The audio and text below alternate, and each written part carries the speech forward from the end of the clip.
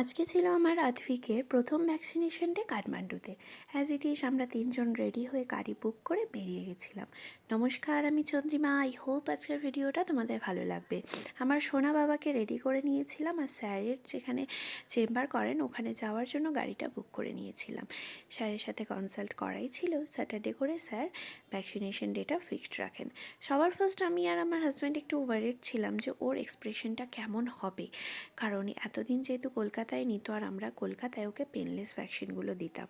But after consultation sir বললেন যে এখন ওর যে 8 মান্থের ভ্যাকসিনেশন, 9 মান্থের ভ্যাকসিনেশন এগুলো হবে, এগুলো ওর পেনলেসই হবে। মানে সবার ফার্স্ট এখন নেরিল পুশ করলে সব বাচ্চাদেরই লাগে, বাচ্চা কেন বড় ছোট সবারই একটা হালকা পেন হয়, বাট তারপর আফটার এফেক্টটা সেইভাবে থাকবে না। তো স্যারের কাছে এন্ট্রি নেওয়ার পর ওর ভ্যাকসিনেশন কমপ্লিট হওয়ার পর আমার হাজব্যান্ড কিছু কথা বলছিল আর আমি ওকে নিয়ে সোফায় বসেছিলাম। ও ভীষণ চুপচাপ হয়ে গেছিলো। তার আগে নিডিলটা পুশ করার সময় খুব কাঁদছিল। সুইট ফেসে আমার দিকে তাকিয়েছিল। আমি একটা সুইটভাবে ওকে কিস করলাম। দেন আফটার ভ্যাকসিনেশন ওকে আমি একটু মিল্ক দিয়ে দিয়েছিলাম, কারণ ও যদিও বা কান্না করে, মিল্কটা পেলে পেটটা ভর্তি থাকলে ও আর সেইভাবে কোনো কান্না করবে না। তারপর ওকে নিয়ে বেরিয়ে আমরা একটা গাড়ির জন্য বুক করে একটু ওয়েট করছিলাম।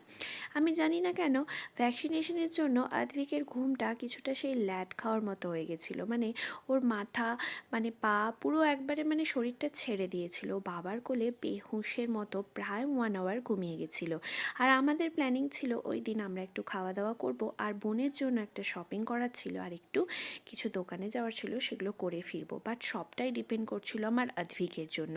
মানে আদ্ভিক যদি সাপোর্ট করে তাহলেই আমরা ঢুকবো। চলো, এরপর যে নেক্সট দোকানটায় ঢুকেছি, এখানে একটা বোনের শপিং করব বলে গেছিলাম।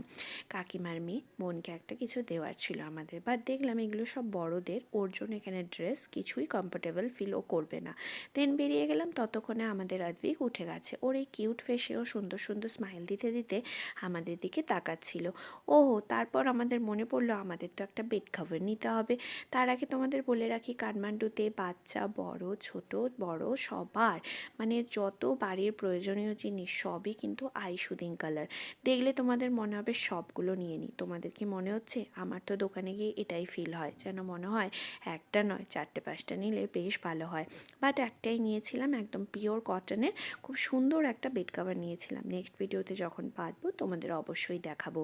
নিয়ে নেওয়ার পর আমরা ভাবছিলাম যে কোন রেস্টুরেন্টটায় গিয়ে খাওয়া যায়। বেশ অনেকটা টাইম হয়ে গেল আমরা বেরিয়ে গেছি। আদ্ভিকও ততক্ষণে একটু চনমনে হয়ে গেছিলো। ওর ফেসটা দেখছো মোটামুটি ওকে ছিল। তো স্যারের কথা অনুযায়ী ওর রিয়াকশানটা খুবই মানে ভালো ছিল, সেইভাবে কোনো কিছু হ্যাম্পার করলো না ও। তো নেক্সট ডেস্টিনেশন ছিল আমাদের রেস্টুরেন্ট, সেটা নেক্সট ভিডিওতে শেয়ার করছি। কেমন লাগলো অবশ্যই জানি।